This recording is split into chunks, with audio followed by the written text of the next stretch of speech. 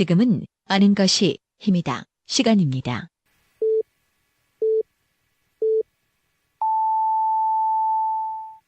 Welcome to the best podcast. Knowledge is power. 하루 7분만 투자하세요. 여러분들도 대전, 충청 지역의 전문가가 될 수 있습니다. 정 PD의 키워드로 풀어보는 뉴스. 아임 정 PD가 매일 하루에 2개씩 우리 지역의 주요 뉴스를 엄선해서 날카로운 시선으로 분석해드립니다. 지금 카카오톡에서 아는 것이 힘이다를 친구 추가하시거나 팟빵이나 유튜브, 페이스북에서 아는 것이 힘이다를 검색해주세요.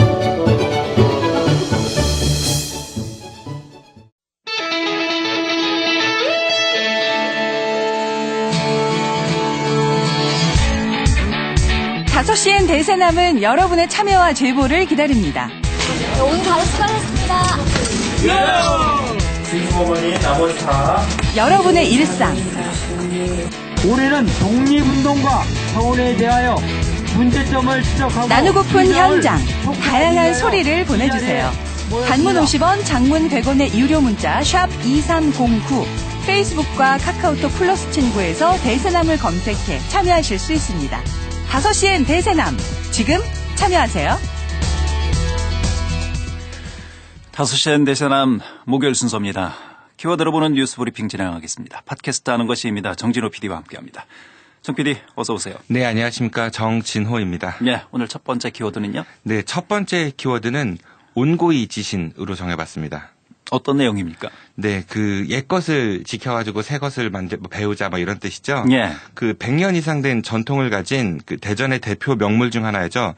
그 4일과 9일 전통장이 열리는 유성장이 사라질 위기에 처했다고 합니다. 그 유성장이 위치한 장대 B구역이 그 재개발 움직임이 있다고 하는데요. 이곳에 그 49층 높이의 3,000세대 아파트와 상가를 짓기 위한 그런 재개발 사업 조합 추진위원회가 그 조합 설립을 위한 주민 동의를 현재 받고 있다고 합니다. 예. 그 현재까지 추진위는 전체 토지주 514명 중 73%가 넘는 동의서를 받았다고 합니다. 현재 유성장이 서는 그 장소에 이 건물이 들어선다는 거지요? 네, 그렇습니다. 그럼 유성장은 없어지는 겁니까? 좀 그런 수 있다는 그런 가능성이 좀 있는 거고요. 예. 좀 안타깝죠, 많이. 그 재개발 조합 설립 요건이 이제 충족이 되려면은 토지주 75% 이상 그리고 토지 면적 50% 이상의 동의 이 두 가지 조건을 충족해야 한다고 합니다.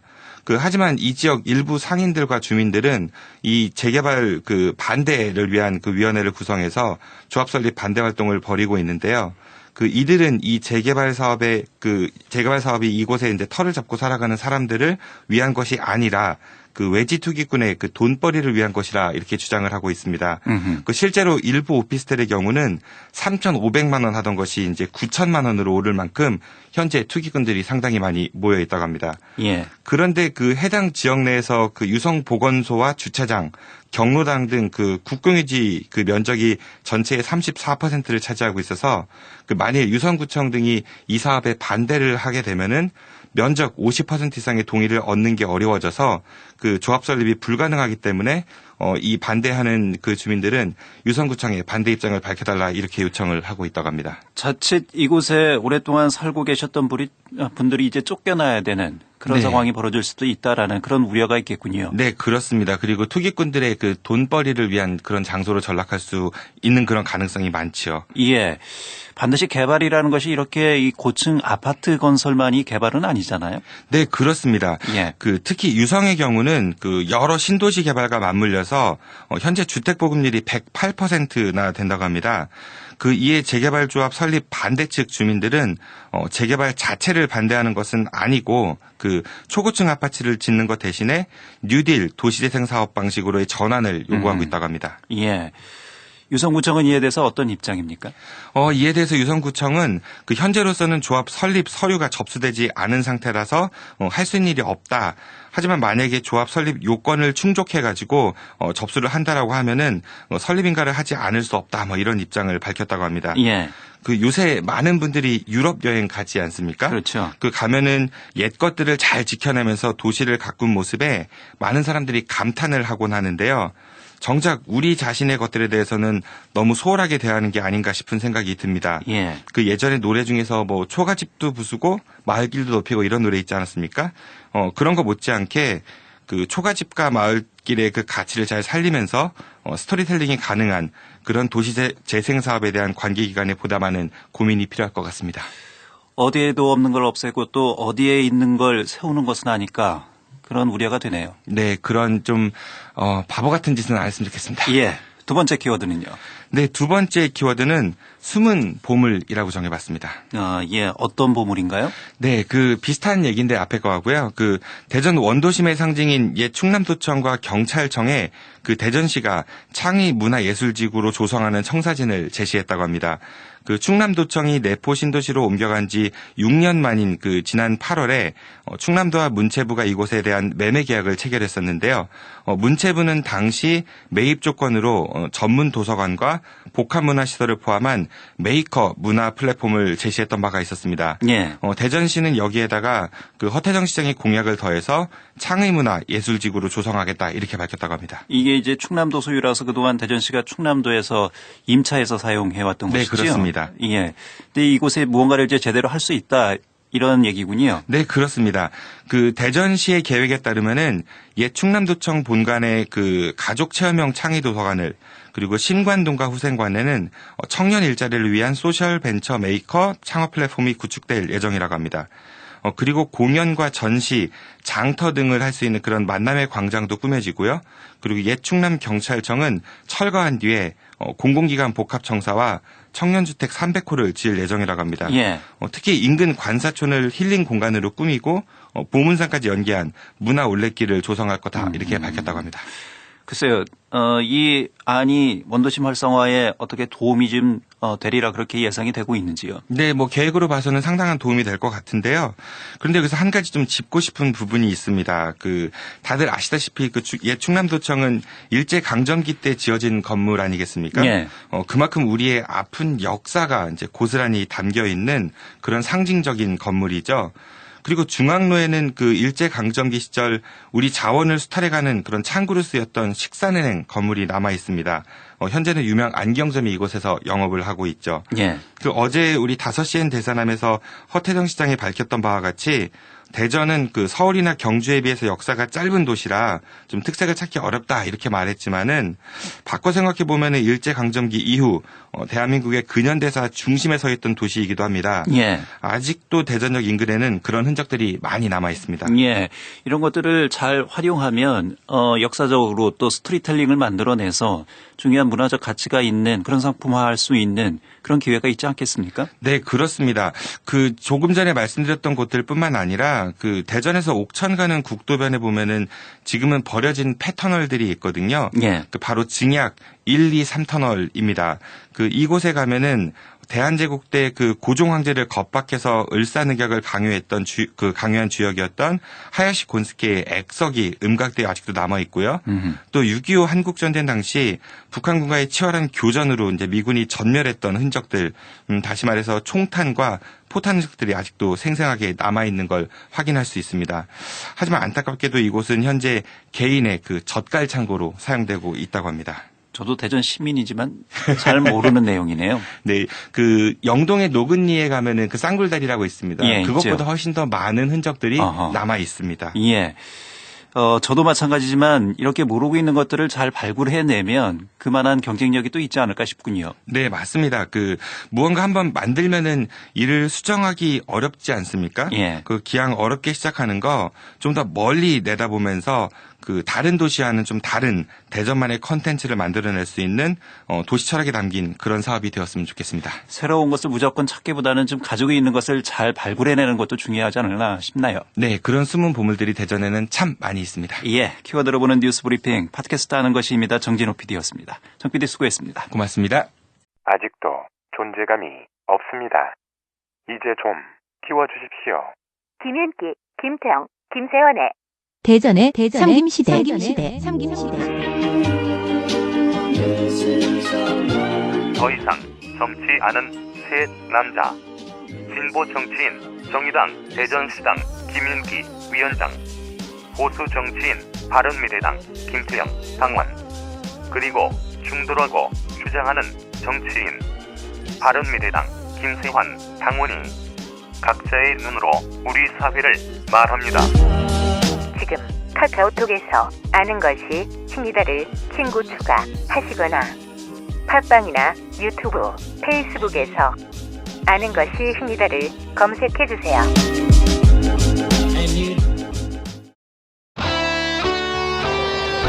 아이들의 맑은 눈망울과 웃음이 보여 오늘을 행복으로 비추는 빛이 없고 어지러운 험한 들판 위에 한 줄기 희망의 빛이 되어 만들어가요 행복한 세상을.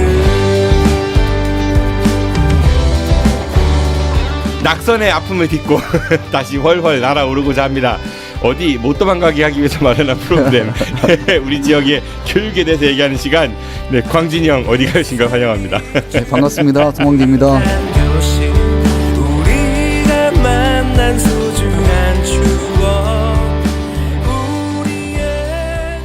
네, 광진이 형 어디가 대전교육연구소 성광진 소장 나오셨습니다. 어서 오십시오. 네, 안녕하세요. 반갑습니다. 안 도망가셨습니다. 네. 죄송합니다. 저 여기 있습니다. 그리고 이분은 대전교육계 대부가 아니라 소부입니다. 소부. 전교도 대전지부 지정배 전 지부장 나오셨습니다. 어서 오십시오. 네, 안녕하세요. 반갑습니다. 네, 한 분은 못 도망가게 하고 한 분은 소부고. 근데 우리 소장님은 교사 하시다가 퇴직하셨잖아요. 그렇죠. 우리 소부님은 해직되셨고. 네. 처지가 다르죠. 언제 복직돼요? 그러지 않아도요. 오늘 저희 전교조 대전지부 전임자들 지금 복직 신청을 하라고 해서. 누가요? 이제 우리 전교조 본부에서. 본부에서? 난 또 교육청에서 그랬다는 줄 알고 깜짝 놀랐네. 현재 아니 이제 저는 또 대상이 아니래요. 왜요? 왜요?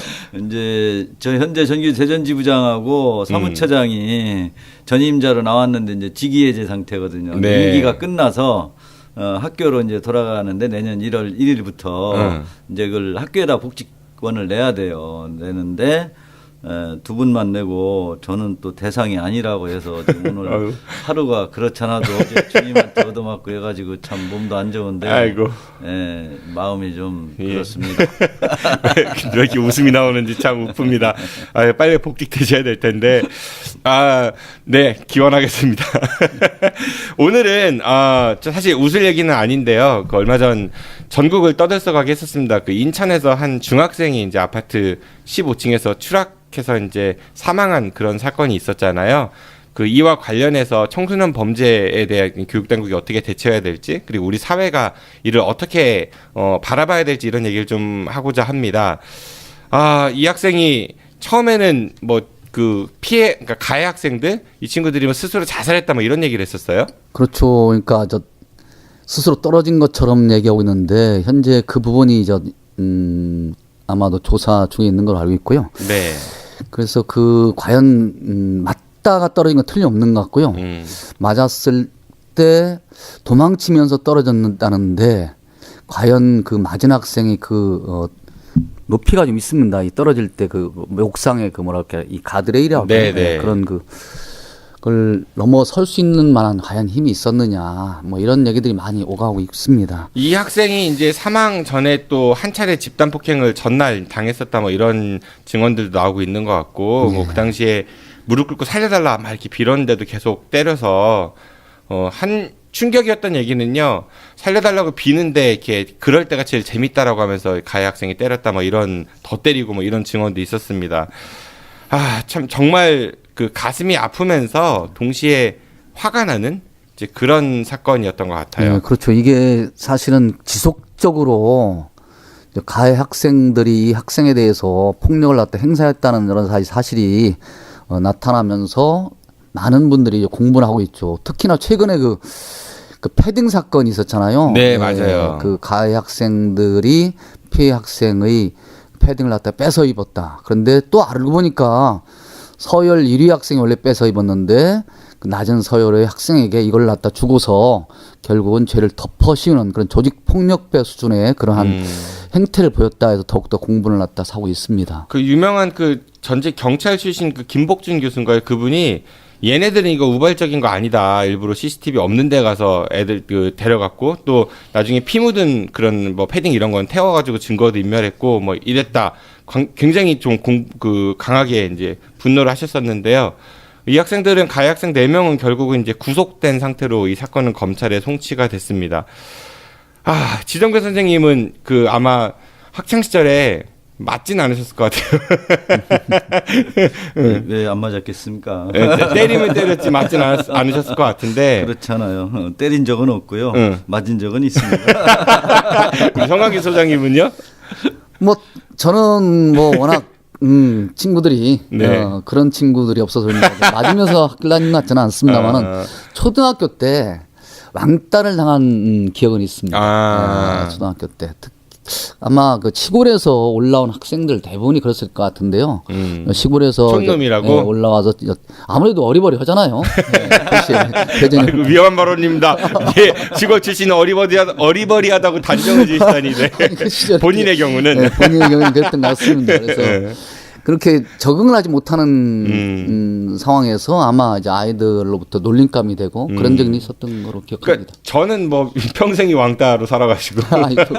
근데 저도 어렸을 때 학교 다닐 때 많이 맞아봤거든요. 때린 적은 없는 것 같고. 근데 굉장히 그게 고통스러운 고통은 분명합니다. 지금 뭐 운이 좋아서 이렇게 어른으로 성장을 하긴 했지만은 두 분은 이제 학교 선생님들이셨으니까 학교에 이런 학생들, 그러니까 때리는 학생들, 맞는 학생들 많이 보셨을 것 같아요. 그 뭐 학생부에 있다면 학교 내에서 벌어지는 여러 가지 학교 학생 간에 일어나는 폭행 사건이 학생부로 많이 오죠. 네, 그렇게 되면 여러 번 봤죠. 많이 봤는데. 여러 번 봤는데. 이제 집단적으로 한 학생을 갖다 이렇게 구타하거나 괴롭히거나 한 것들이 사실은 학교 내에서 가장 처리하기가 힘든 그리고 교화하기가 힘든 그런 사건들이에요, 사실은. 그래서 이게 또 단순히 그냥 학교 학생부에서 뭐 이렇게 처리하거나 또는 지금 현재 보면 학폭위원회 같은 데서 처리하거나 해서 해결될 문제는 절대 또 아니거든요. 이게 뿌리가 좀 있습니다. 이것은 깊은. 그래서 이런 것들까지 과연 가정과 학교 그리고 사회가 함께 해결하려는 그런 노력이 좀 필요한 거죠. 이를테면 이런 거죠. 이제 저희가 어렸을 때 학교 다닐 때도 뭐 서로 폭력이라든가 왕따나 이런 것들이 없었던 건 아니잖아요. 그때도 많았죠, 뭐. 네, 그때도 사실은 말죽거리 잔혹사 이런 거 영화. 네, 그 영화가 나오는 이유도 그냥 나오는 게 아니잖아요. 맞아요. 그 되게 익숙한 장면들. 그때는 가령 이제 특히 뭐 왕따를 당한다든가 이러더라도 형제들이 많으니까는. 그 형제 뭐 이게 가끔가다 잘못하면 이제 형제간의 싸움도 되기도 하지만은 때로는 형 나 맞고 왔어 그럼 형이 가서 복수해주고 그렇죠. 그런 부분도 있거니와 또 형제들끼리 왜냐하면 외로움이나 왕따로 인한 어떤 심각한 지금처럼 어떤 피해가 덜한 부분도 솔직히 있었죠.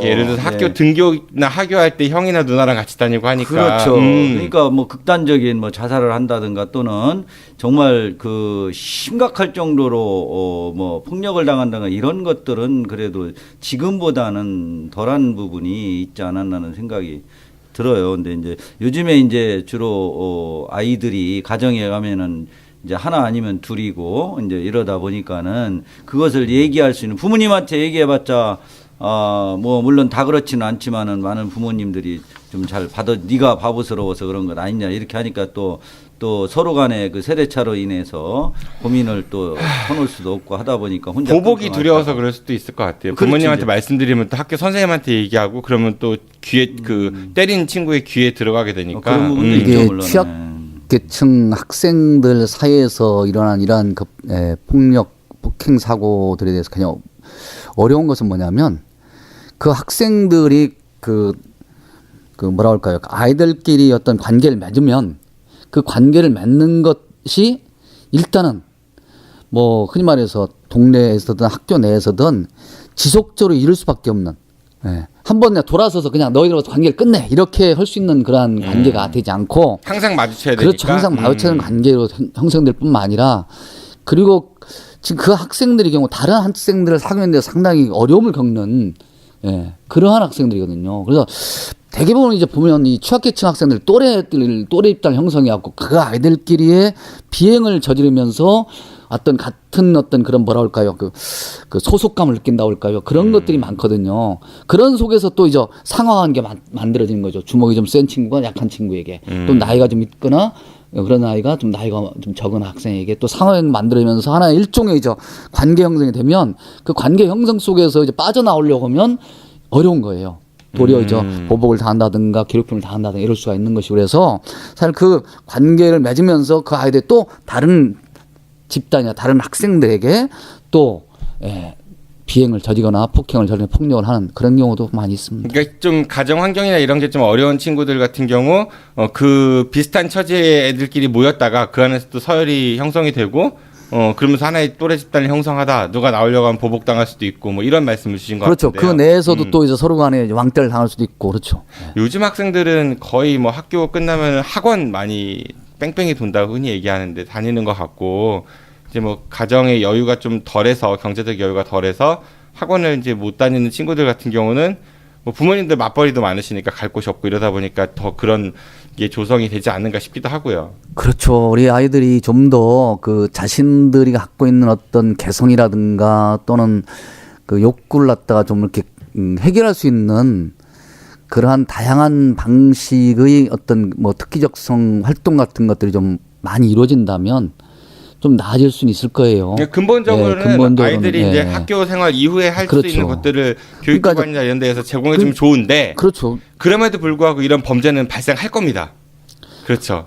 근데 현실적으로 봤을 때 대체로 오면 선진 교육 흔히 말해서 이 선진국가의 그 학교에서는 별로 이런 사건들이 벌어지지 않는 왜요? 많아요. 미국도 이거 스파이더맨 영화 이런 거 보세요. 막 따돌림 당하고. 아니 미국 교육은 우리가 선진 교육 절대로 하지 않습니다. 미국 교육은 절대 이런 거 있잖아요. 우리가 한국 교육보다 그렇게 나았다고 저희들이 판단하지 않아요. 그런데 그럼 어디 뭐 유럽, 그렇죠. 북유럽 북유럽의 학교에 최한성 있어서 교수님 공부하신 북유럽 그런 학교 뭐 덴마크, 핀란드, 노르웨이 이런 선진 교육지에서는 사실상 이런 것들이 극히 나타나기 어려운 상황이라고 해요. 그건 이제 그 시스템이 그렇게 만들어 온 거죠, 사실은. 우리도 그런 시스템으로 가기 위한 노력을 해야 할 때가 되지 않았나 싶습니다. 이게 단순히 그냥 뭐 법 하나 바꾼다고 해서 학교에 뭐 학생부의 노력 또 뭐 교사들의 노력으로 끝날 수 있는 문제는 아닌가 싶습니다. 그러니까 그런 원인을 이제 어느 정도 제거하기 위해서는 그런 교육이 필요하다는 거에는 충분히 공감을 하는데 그럼에도 불구하고 이런 일이 벌어졌다라고 했을 때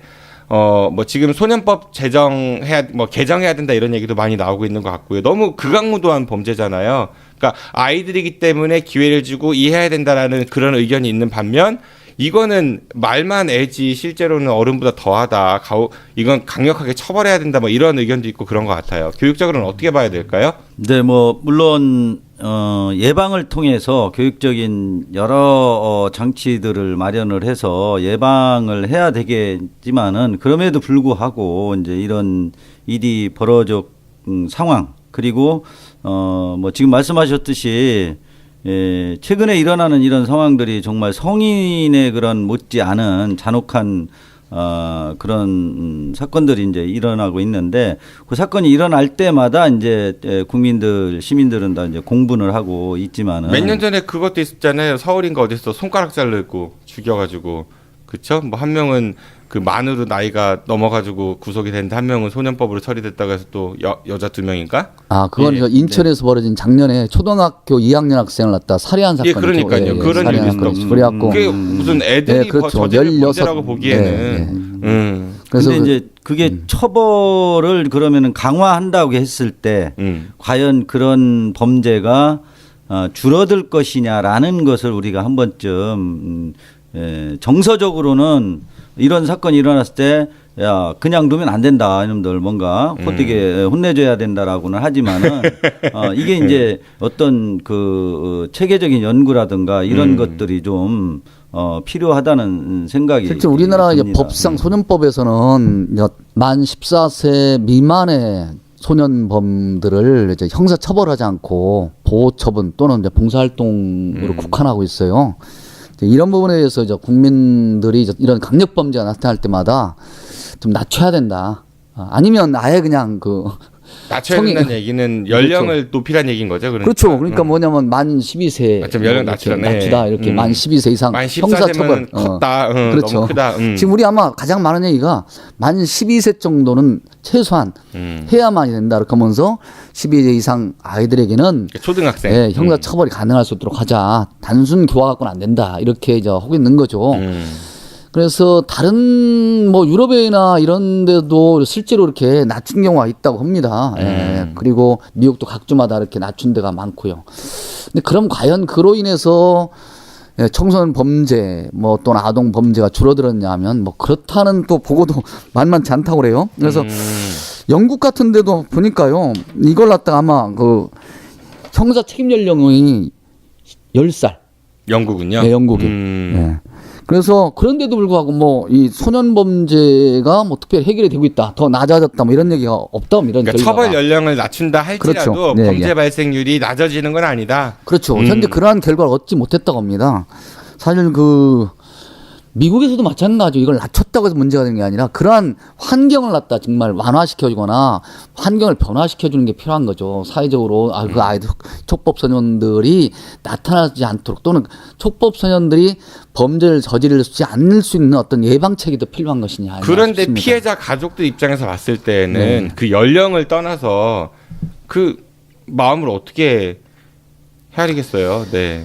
그렇죠. 지금 그 아마 그 옆에서 보는 사람들이 이렇게 그렇습니다. 공부는 네. 하는데 그 당사자 입장에서는 예.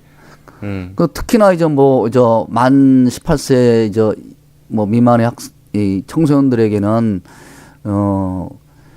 어쨌든 그 뭐 20년까지 최대 20년 아무리 뭐 중한 범죄를 20년까지밖에 이제 징역형을 할 수밖에 없다는 뭐 그런 것이 또 있습니다. 네, 그 만 40이 되기 전에 그 30대에 그렇죠. 나온다는 얘기인 거예요. 그러니까 이제 아까 말한 그 인천 여중생 저의 그 초등학생 살해 사건만 하더라도 그 부모님들로서는 진짜 이게 어떻게 이럴 수 있느냐. 뭐 또 여러 가지 뭐 정상 참작이 돼서 뭐 20년도 아니고 주로 뭐 10년형 뭐 15년형 이렇게 줄어들 수가 있는데 그렇다면 이게 애들이 말이지 지금 뭐 16살로 범죄를 저질렀으니 30살이 되기도 전에 나올 수도 있다. 뭐 이게 과연 이럴 수가 있느냐라는 그 부모님들의 그러한 감정적인 측면이 분명히 존재합니다. 뭐랄까요? 그 탄원도 하시고 그랬는데요. 사실 그 감정을 전혀 이해 못하는 말은 절대 아닙니다만은 그런데 과연 이것으로 문제가 해결될 수 있다면 오직 좋겠습니까만은 현재 이런 것이 문제 해결의 핵심은 되지 않는다 이렇게 생각합니다. 네, 뭐 저희 어렸을 때 우리 정 PD님 아실라나 모르겠는데 왜 같이 엮어요? 네, 우리라고는 하지 마시고. 네, 그러네요. 네. 그 뭐야 법창야화라는 드라마 혹시 아세요? 라디오에서 그런 게 있었어요. 거기에 보면은요. 여러까지는 합니다. 그거 시작할 때 라디오 드라마였었는데 그 아주 멋진 목소리를 가진 성우가 하는 말이 항상 거기에서 나온 말이 뭐였었냐면은 죄는 미워도 인간은 미워하지 말라라는 죄는 미워도 인간은 미워하지 말라 뭐 이런 거. 그거보다 더 멋있었어요. 죄송합니다. 네, 그런 말인데 물론 이제 당사자 입장에서 그분들 피해자 가족들의 마음이는 정말 우리가 당하지 않은 사람들은 알 수가 없죠. 그 상실감이라는 건 엄청나게 크지만은 그렇다 하더라도 가령 지금 좀 전에 말씀하셨듯이 청소년들은 사실상 사형이나 아무리 극악한 범죄를 저질러도 줄 수가 없거든요.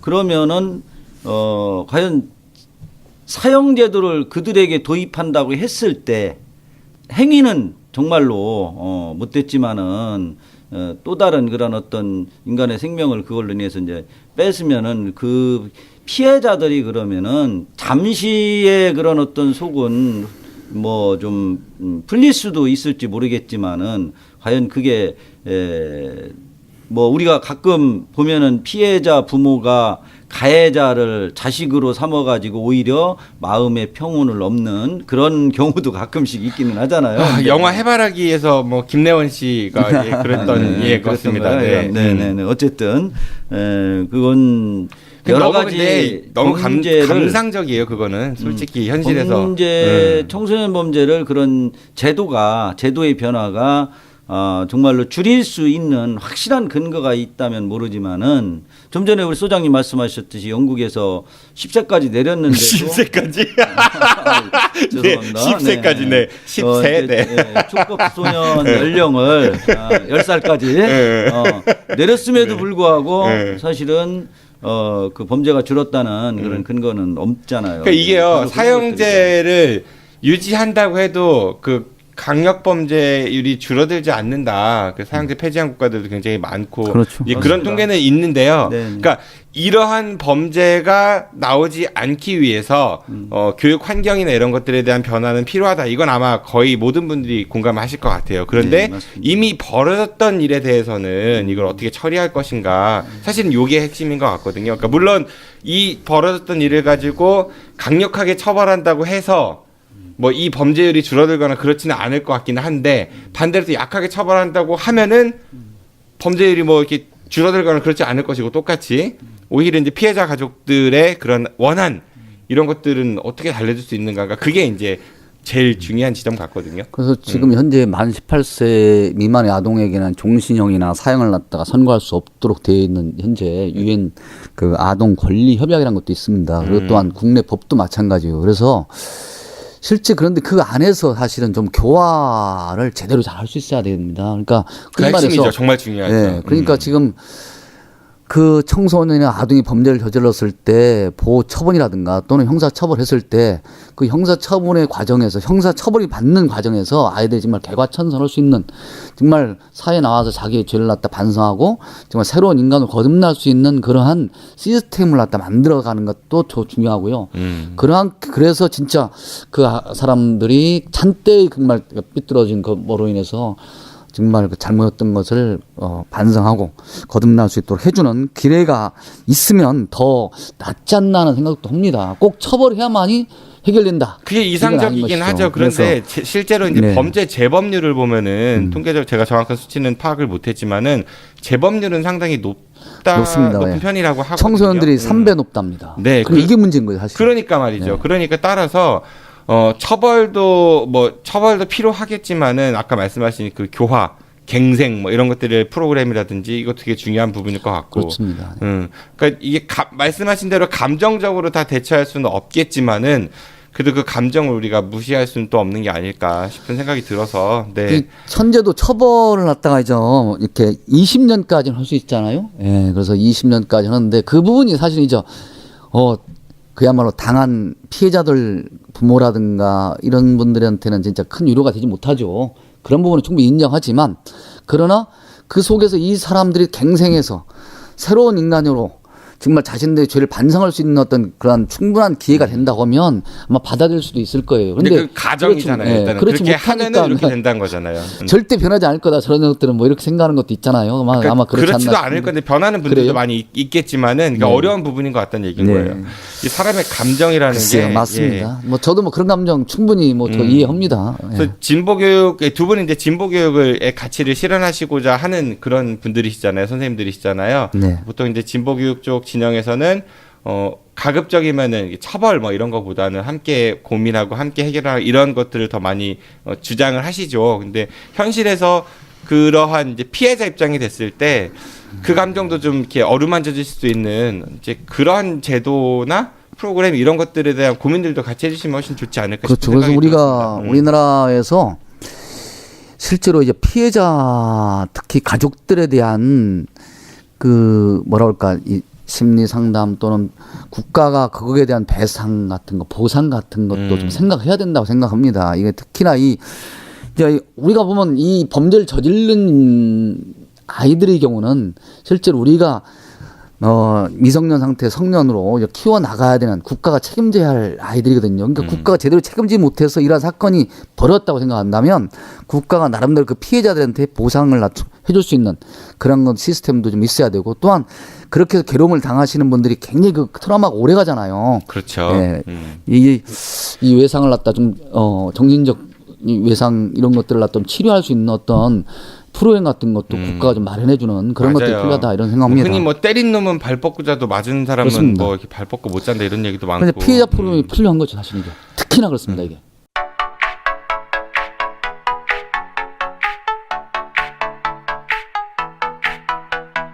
지금 여러분들께서는 대전 지역 최고의 팟캐스트 아는 것이 힘이다의 송광진, 지정배, 광진이 형 어디가를 듣고 계십니다.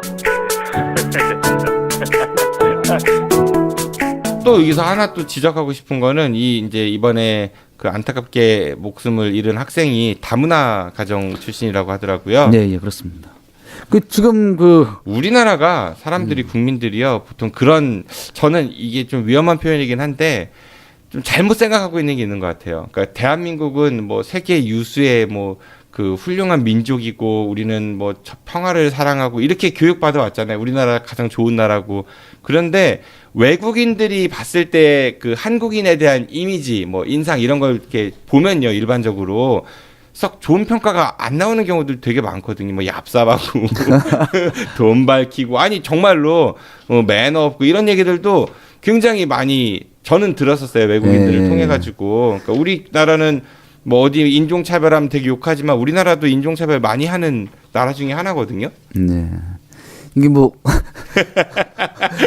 경제 발전이 뭐 급소가 이루어지면서 자본주의화가 좀 확실하게 좀 정말 짧았잖아요. 이게 짧으면서 어글리 코리안이라는 말이 정말 외국에서도 만들 정도로 우리나라 사람들이 진짜 너무 경제적 동물로서 정말 욕을 많이 먹은, 일본 사람들만 그런 욕을 먹은 거 아니더라고요. 그러니까 우리도 일본인들은요 많이, 세계적으로 이미지가 좋아요.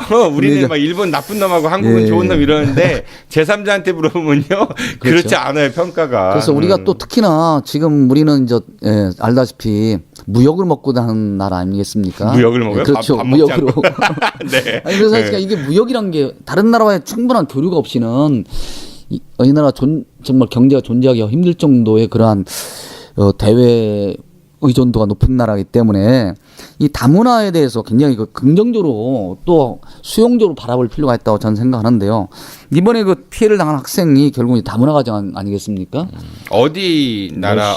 러시아? 네, 어머니가 러시아인이라고 들었는데요. 어쨌든 그러다 보니까 아무래도 외모에 있어서도 다르고, 또 여러 가지로 아마 그 학생이 학교에서 정하지 못해갖고 제대로 학교 나가는 날이 많지 않았다고 합니다. 그러니까 장기 뭐 이렇게 결석이 이루어졌던 학생이라서 아마 좀 여러 가지로 학교에서도 어려움을 겪었던 것 같습니다. 그 완득이란 영화 있었잖아요, 예전에. 네. 보셨어요 혹시? 네, 유아인 나오는 거? 이자스민인가? 그 한나라당 국회의원, 새누리당 국회의원 했던 나오는 그 다문화 정말 그 차별은 우리나라 되게 심각한 것 같아요. 네, 대전도 다문화 학생들이 많이 있나요?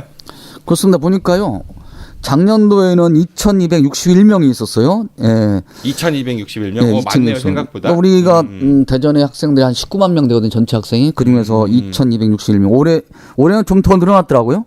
2,573명. 19만 명 중에서 뭐 이렇게 소수에 속하긴 한다 하더라도 계속 늘어나고 있는 추세다, 이렇게 말할 수 있겠습니다. 그리고 그런데 보니까 교육청의 통계에 따르면 작년도에 다문화 학생의 학업 중단 학생 수가 총 16명인가로 되어 있더라고요. 네. 그래서 그 학업을 중단했던 얘기는 좀 이제 학교 다니기 힘들어해서. 그렇죠.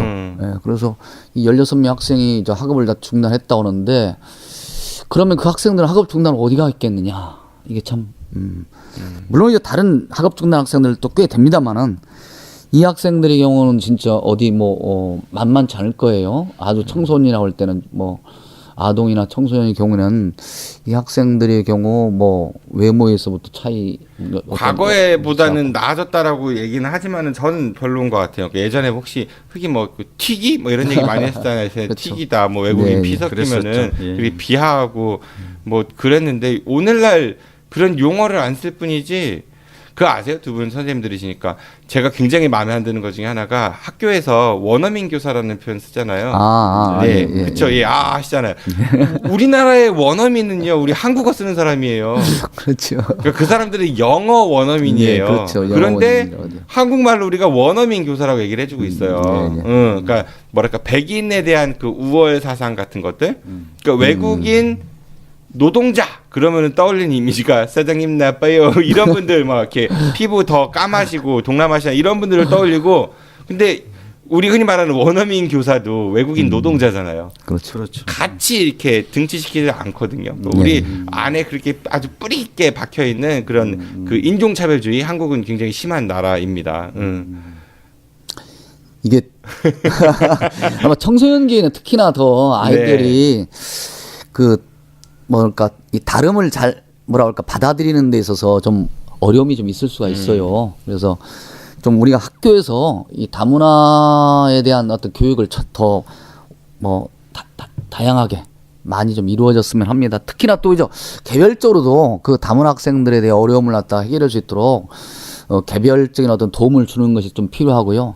사실 이러한 그 다문화 학생을 포함한 이제 취약계층 학생들, 취약 학생들이 있는데 교육 취약 학생들에 대한 학교 내 어떤 도움이 참 필요한 시기 아닌가. 이게 단순히 그냥 담임 선생님한테 맡겨놓는 게 아니라 전문적인 역량을 갖춘 사람이 이러한 취약계층, 다문화 학생을 포함한 취약 학생들에 대해서 특히 뭐 빈곤 학생을 포함해서 또 한부모 가정 뭐 또는 뭐 할머니 할아버지들이 있는 그런 조선 가정 뭐 이런 학생들에 대한 어려움이 있을 때 이것을 전문적으로 도움을 줄 수 있는 그러한 교육 복지사 현재 대전에도 그런 시스템이 있습니다. 근데 이제 전체 모든 학교에 배치되어 있는 게 아니고 현재 50명 정도 이제 배치되어 있는 걸 알고 있는데 학교 수는 아마 30여 개 정도로 알고 있어요. 그런데 이분들에 대해서도 솔직히 말해서 이제 교육 취약 학생들에 대해서 그럼 제대로 도움을 줄 수 있는 어떤 시스템을 갖다 학교 내에서 또는 교육청 내에서 마련하고 있냐면 뭐 좀 그렇지는 않은 것 같아요.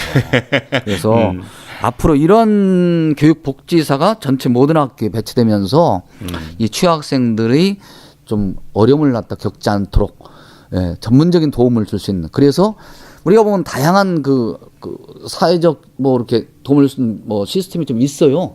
그럼 그런 것과도 연결시키고 흔히 말해서 뭐 학교 내에서 상담이 어려우면 외부의 전문 상담사들과 연결시킨다든가 또는 뭐 경제적으로 어려움이 있다면 그 경제적 어려움을 갖다 도와줄 수 있는 어떤 사회 복지 시스템과 연결시킨다든가 또 뭐 개인적으로 뭐 아까 말한 대로 그 다문화 학생 같은 경우 언어적 어려움이 있다 그러면 그 언어적 어려움을 도움을 줄 수 있는 기관과의 연결, 센터와의 연결을 다 잘 확보해 준다든가. 또 어려움을 갖다가 좀 이렇게 누군가가 좀 이런 아이들의 어려움을 충분히 이렇게 들어줄 수 있고 그 들어준 것들을 어떻게 좀 해결할 수 있는 그러한 학교 내에 그런 교육복지사 이것이 좀 더 많이 배치되고 그 활용이 제대로 좀 이루어졌으면 좋겠다 이런 생각합니다. 요즘 대전 충청 지역의 최고 하리슈에 대해 이야기합니다. 장재원 기자의 요즘 모닐 이슈.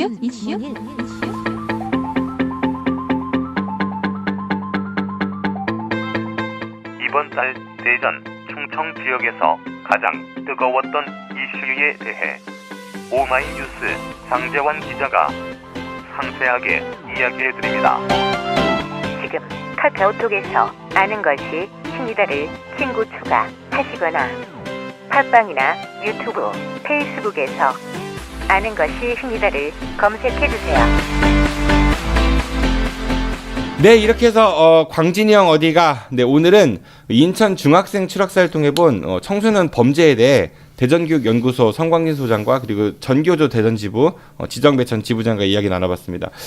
분명 문제입니다. 뭐 성인들의 문제가 아니고 또 그 어린 친구들의 그 문제니까 어른 세대가 뭔가를 좀 해야 될 것 같긴 하거든요. 아까도 여러 얘기들 하셨지만은 가시기 전에 우리가 이것만은 꼭 했으면 좋겠다 이런 거 있으시면 좀 말씀 주시죠. 지정배 선생님부터 말씀 주실까요?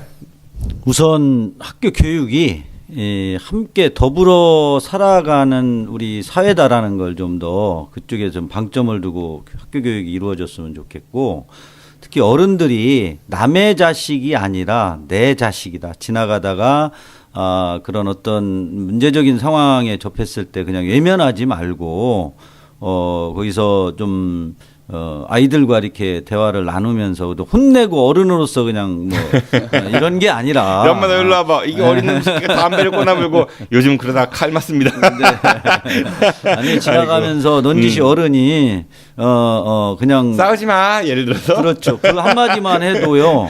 아이들에게 뭔데 이러면 어떡할 건데 아이들에게 미치는 영향은 상당히 있을 거라고 봅니다.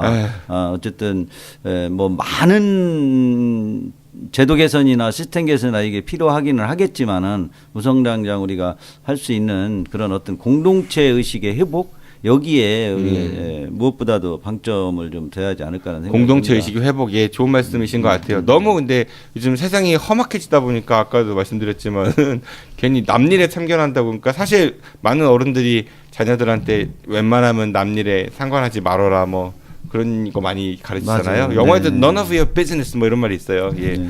참, 네. 우리 소장님께서는요. 뭐 그렇습니다.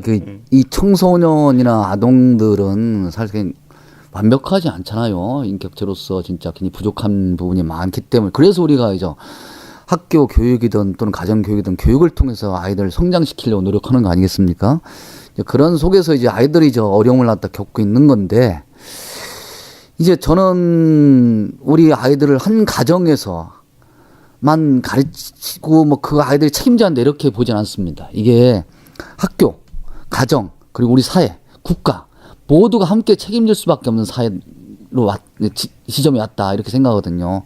과거에는 가정에 책임을 주고 학교에 책임을 주고 그런 게 아니라 우리 온 사회 그렇죠. 국가가 책임을 질 수 있어 같이 함께 성장시킨다는 마음으로 아이들을 돌보는 시스템을 갖다 가졌으면 좋겠습니다. 특히 취약계층 아동들에 대한 또 학교 밖 청소년에 대한 그러한 도움의 손길을 줄 수 있는 이러한 그 시스템이 좀 빨리 마련돼야 되고 학교도 좀 인간적인 어떤 그러한 아까 말한 대로 정말 공동체적 선을 갖다 추구하는 그러한 뭐 존중과 배려의 그러한 공동체로 거듭나길 좀 바라겠습니다. 제도권 교육에서는 사실 뭐 서울대 몇 명 가고 뭐 이런 그러니까 좀 뭐랄까 보여지기 좋은 이런 것만 많이 얘기하지 실질적으로 이렇게 어려운 친구들 분명히 주변에 많은데 그런 거에 대해서 드러내는 거를 좀 꺼려했던 거는 일부 있는 것 같기는 해요. 그런 게 좀 더 이렇게 우리가 끄집어내 가지고 아까 두 분 말씀하신 그런 공동체 회복 이런 데 좀 다 같이 노력했으면 좋겠습니다.